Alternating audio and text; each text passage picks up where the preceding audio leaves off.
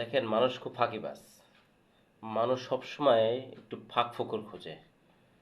সবসময় সে চায় একটু বাঁচতে, মানে বিভিন্ন কৌশলে সে বাঁচতে চায়। অনেক সময় আত্মতৃপ্তি নেয়। সে নিজেও জানে এটা সঠিক না। তারপরেও সে ওই পথটা অবলম্বন করতে চায়। আমার ক্ষেত্রে এরকম একবার হয়েছে। একবার যে কোনো একজন লোক, নাম বলবো না, সে বলল যে বেতের নামাজ না পড়লেও হয় বা মাঝে মাঝে পড়লেও হয়। তো আমি কিন্তু তারপর থেকে আমার মাঝে মাঝেই বেতের নামাজটা মিস হইতো। এখন বিষয়টা হলো যে আমি বেতের নামাজটা কেন মাঝে মাঝে এখন ছাড়তেছি, কিন্তু বেতের নামাজ পড়া ওয়াজিব। এটা না পড়লেও সে গুনাহগার হবে এবং অনেক বড় ধরনের গুনার মধ্যে সে শামিল হবে। কিন্তু যখন দেখলাম যে আসলে আমার নামাজ কালামের মধ্যে অলসতা আসতেছে, আহ, বিভিন্ন ধরনের উম, মানে অলসতা, যে এখন পড়বো বা পরে পড়বো বা না পড়লাম বা দেরি হয়ে গেল, তখন নিজেকে নিজে বুঝ দেওয়ার জন্য যখন ওই আলেমের কথা আমার মনে হয় যে না, উনি তো বলছেই, উনি কি একেবারে না জেনেই বলছে? যে এত বড় আলেম, উনি তো একেবারে না জেনে বলে নাই যে বেতের নামাজ না পড়লেও চলে কিংবা মাঝে মাঝে পড়লেও চলে।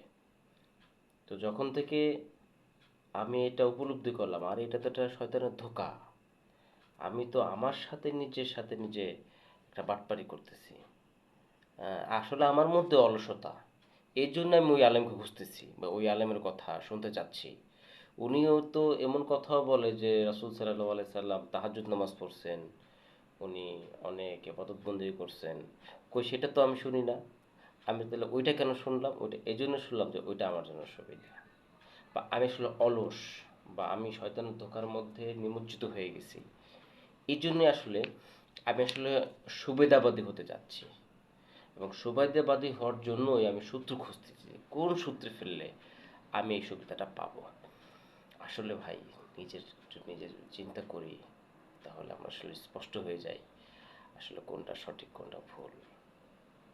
ঠিক সেভাবে একটা গ্রুপ বর্তমান বের হয়েছে, যারা আহলে কোরআন, যার ফলে আসলে আমরা হাদিস মানি না, আমরা কোরআন মানি। হ্যাঁ, তাদের সাথে দেখবেন যে আমাদের ইসলামিক কৃষ্টি কালচার কোনো কিছুর সাথে মিল নেই। আপনারা এখনো এই গ্রুপটাকে দেখেন নাই, এখন এই গ্রুপটা পান নাই, এমন এমন সব আজগুবি কথা বলবে। হ্যাঁ, কিন্তু তারা আবার নাস্তিকদের সাথে তর্ক করে পারে না। তারা এমন এমন কথা বলবে যে আপনি জীবনে শুনেনি নাই। তো সেটার উত্তর আপনি কই পাবেন? হ্যাঁ, উত্তরের একটা ব্যাপার ছিল, যদি ওইটা নিয়ে আপনাকে প্র্যাকটিস করতেন, মনে মনে আপনার কথা বলবে, যে আপনি অবাক হয়ে যাবেন। এখন একটা সময় আপনার আসতে পারে যে না, আহলে কোরআন তাহলে তো ঠিক আছে, তারা বলে যে আমরা কোরআন মানি, তাহলে কোরআন মানলেই তো চলে, আমি হাদিস মানবো কেন? এখানে একটা গোপন ব্যাপার আছে। গোপন ব্যাপারটা হইলো যে আহলে কোরআন কারা হয়, বেশিরভাগ ক্ষেত্রে কারা হচ্ছে জীবনে কোনোদিন নামাজ কালাম ঠিক মতো করে নাই, ইসলামী যে একটা রীতি রেওয়াজ তার মধ্যে চলে নাই, একেবারে উল্টাপাল্টা একটা লাইফ লিড করছে। সে কোরআন শরীফ পড়ে পড়ে পড়ে পড়ে আসলে সে ফাঁকিবাজি খুঁজতেছে। ফাঁকিবাজি, চালাকি, সুবিধাটা খুঁজতেছে যে আমি নামাজ কালাম ইবাদত বন্দেগী কোনো কিছু না করেও আল্লাহ কোনো মাফ করার সিস্টেম আছে কিনা। হয়তো সে আখিরাতকে বিশ্বাস করে, কিন্তু সে কোনো একটা উসিলা, কোনো একটা মাধ্যম খুঁজে, যে মাধ্যমে সে আসলে সে আসলে একটু ফাঁক খোঁজে। কিন্তু ভাই ব্রাদাররা, এই ফাঁকে আপনি পড়েন না। ফাঁকটা বড় কঠিন ফাঁক।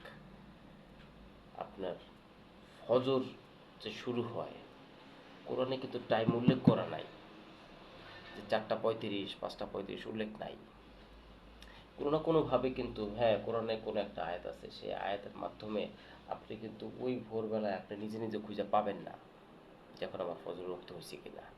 এটা যারা গবেষক, যারা গবেষণা করছে, তারা ওই টাইমটাকে ওইভাবে সেট করছে। এরকম আর অনেক বিষয় আছে। তাদের মধ্যে তো নামাজই নাই।